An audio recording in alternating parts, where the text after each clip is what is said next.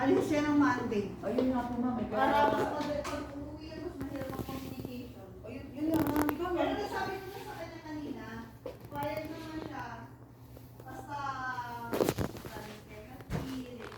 payment. Eh wala po. Wala na. Meron na po ako sa kanila. Dalawa na po yung... Oo, pero madali kailangan nakako. Sige po.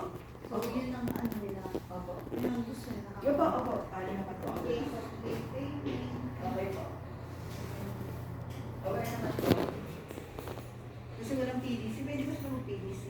I-request ko. Mag-request daw ako. To follow. To follow. Oo, pwede. Kung to follow, di ba na Oo, to follow na lang po magsasabi ako sa kanila. Kasi yung sa kabila wala eh. Kapatang ko yung white shirt. Sabi ko sa amin, shirt.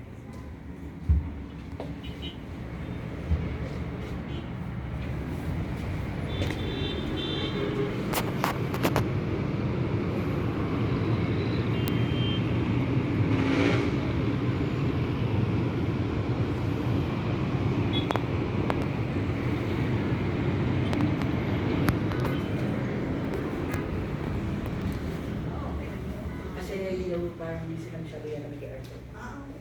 Ito, patitignan ko lang to. Oo. Aircon. Pero okay naman yan. Oo. Gusto naman. Yun lang naman ang ano. Tsaka ano yata, yung induction. Double ano. Ay, gusto na ina. Oo, ayaw niya double. Yun lang naman. Double na induction. Electric fan na induction lang. Kasi may ginagawa ko yan.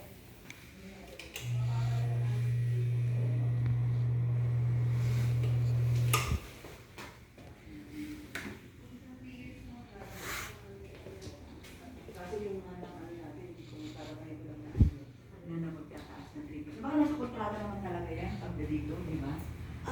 Kasi pag or kumuha kayo ng third party, yun ang option doon po. May third party. Ano po? Ano third party? Third party na OR. Ako yung... Ikaw na yung third Oo, party. ako po yung apply. Oo, para sa ako na mag-apply ng ano. Tapos basta mami ko bahala pagka siya pag yung OR ko, babayad ko kasi yan. Oo. Mm. Ano po 12% din? 12% pa ako. Andyan lang sa kontrata, meron parang may ano, sige, ano mo na lang, ito na lang mo mag-ayos. Kasi ano, hindi ako marunong kasi. Sige. Tapos ma'am, kailangan ko pala ng ano, one bedroom na for sale, baka meron pa. Di saan dito? Sa kahit sa labas. One bedroom sa Oo. Meron akong ano, Chinese nasa Makati. Oo, magkano budget niya?